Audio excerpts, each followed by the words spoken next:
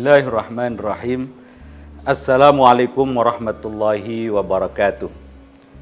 Nahmaduka ya Rabb kama amartana wa 'allamtana an nahmadak wa nashkuruka ya Rabb kama amartana wa 'allamtana an nashkurak wa nusalli wa nusallimu ya Rabb kama amartana wa 'allamtana an nusalliya wa nusallimu ala nabiyyika wa rasulik. Para pemirsa yang dirahmati oleh Allah Subhanahu wa taala. Alhamdulillah kita berada di tengah-tengah bulan yang penuh kemuliaan, penuh keberkahan, penuh dengan rahmat, penuh dengan pahala, yaitu tidak lain tidak bukan bulan suci Ramadan. Oleh karena itu, marilah kita isi bulan yang sangat mulia ini dengan ibadah. Ibadah di dalam bulan suci Ramadan tidak sekedar sholat atau zakat, bersedekah atau yang lainnya. Tidak kalah penting termasuk ibadah dan nilainya sangat tinggi adalah talabul ilm. Oleh karena itu di bulan Ramadan stasiun-stasiun televisi atau media sosial banyak sekali mengadakan kegiatan-kegiatan pengajian. Bahkan pesantren-pesantren di seluruh pelosok Nusantara ini juga mengadakan kegiatan yang disebut dengan pengajian pasaran, membaca kitab, beberapa kitab kecil maupun berukuran besar, semua itu tidak lain adalah thalabul ilm. Oleh karena itu, ayu ibadatin afdal fi Ramadan, apa ibadah yang paling afdal, paling utama di dalam bulan suci Ramadan, dalam mengisi bulan suci Ramadan ini? Apakah imma fi talabil ilm awil istighal fil ibadah? Apakah bentuk ibadah seperti mencari ilmu, menghadiri majlis-majlis pengajian, menghadiri halaqah-halaqah ilmiah, atau ibadah seperti sholat sunnah, atau bersedekah, atau qiraatul Quran? Di antara semua ini, yang paling utama adalah thalabul ilm. Mencari ilmu adalah ibadah yang sangat luar biasa, karena akan bisa memberikan kemanfaatan tidak hanya untuk diri kita, tapi untuk orang lain. Allah Subhanahu wa ta'ala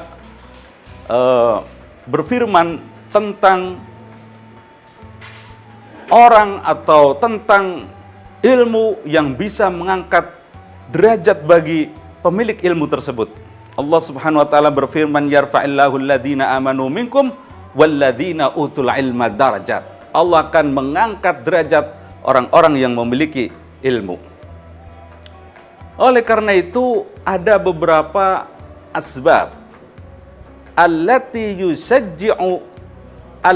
tusajji'u fi talabil ilm. Ada beberapa hal, ada beberapa sesuatu yang membuat kita bersemangat untuk mencari ilmu. Di antaranya, tadi yang sudah saya sebutkan, bahwa ilmu akan mengangkat derajat orang yang memiliki ilmu tersebut. Kemudian, yang memotivasi kita untuk mencari ilmu, di antaranya, al-itla ala siyaril ulama. Mempelajari, mensuri tauladani tentang biografi-biografi para ulama.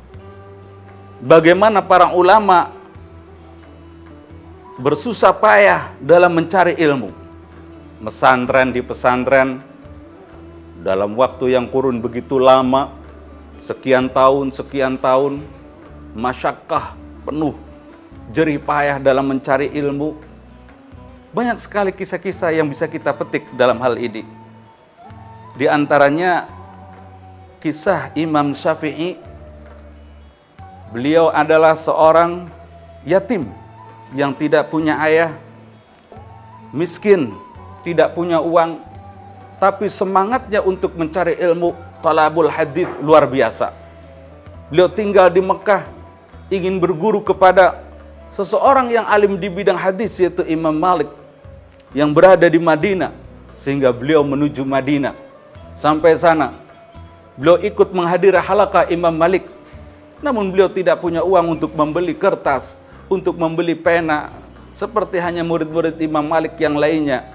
Mereka menghadiri majlis Imam Malik, majlis hadis dengan mencatat di kertas, tapi Imam Syafi'i tidak mampu untuk membeli kertas, tidak mampu untuk membeli pulpen, sehingga beliau mencatat dauh-dauh penyampaian kajian yang disampaikan oleh Imam Malik menggunakan jarinya yang dia basahkan dengan air dan telapak tangannya dijadikan kertas. Beliau menulis seperti ini, sehingga Imam Malik melihat, memandang Syafi'i atau Imam Syafi'i yang masih kecil itu seakan-akan tidak memperhatikan kajiannya. Lalu ditegur oleh Imam Malik, kenapa kamu tidak memperhatikan kajian saya? Kau bermain dengan jarimu dan mencoret-coret di telapak tanganmu. Imam Syafi'i mengatakan, saya sedang mencatat apa yang telah engkau sabdakan, apa yang telah engkau sampaikan dalam kajian ini. Karena saya tidak punya uang untuk membeli kertas dan membeli pulpen, sehingga saya berusaha mencatat semua itu dalam telapak tangan saya. Namun setelah pengajian itu, Imam Malik menguji kehebatan atau kecerdasan Imam Syafi'i. Justru Imam Syafi'i hafal seluruh kitab Muwatta'nya Imam Malik. Ini kisah luar biasa bagaimana ulama-ulama dahulu menuntut ilmu, belajar kepada guru tanpa bekal uang yang cukup, tapi semangat yang tinggi. Luar biasa. Ada tokoh lain misalkan, banyak sekali kisah yang kita temukan di ulama-ulama kita, kiai-kiai kita di pesantren dahulu. Bagaimana guru kita misalnya Profesor Dr. Kiai Said Agil Siraj ketika pertama kali belajar ilmu kepada ayahnya, yaitu Kiai Agil Siraj di pondok pesantren Kempek. Kemudian selesai pindah tempat ke Lirboyo kepada sepupu ayahnya, yaitu Kiai Mahrus. Luar biasa beliau belajar di pesantren Lirboyo. Kemudian melanjutkan di Jogja kepada Kiai Ali Maksum. Disitulah Kiai Said Agil Siraj menemukan cakrawala keilmuan Islam yang luar biasa ketika belajar kepada Kiai Ali Maksum sambil kuliah di IAIN Jogja waktu itu. Beliau tidak puas dengan seluruh ilmu yang dia dapatkan baik dari ayahnya ketika di Kempek maupun di Lirboyo maupun di Jogja kepada Kiai Ali Maksum. Beliau melanjutkan belajar sampai ke Mekah, tepatnya di Universitas Ummul Qura. Tidak lebih dari 17 tahun beliau belajar di sana. Itulah ulama-ulama kita, begitu masyaqqah, begitu susah payah dan resiko, tantangan yang dihadapin, semua itu adalah untuk talabul ilmi, untuk ibadah yang paling utama, yang sangat bermanfaat baik untuk kita maupun untuk orang lain. Oleh karena itu, marilah di bulan suci yang Ramadan yang penuh berkah ini kita isi hari-hari kita dengan talabul ilm, menghadiri halaqah kajian atau mendengarkan pengajian-pengajian yang disampaikan melalui media seperti channel YouTube atau yang lainnya. Terima kasih atas perhatiannya. Wallahul muwaffiq ila thoriq. Wassalamualaikum warahmatullahi wabarakatuh.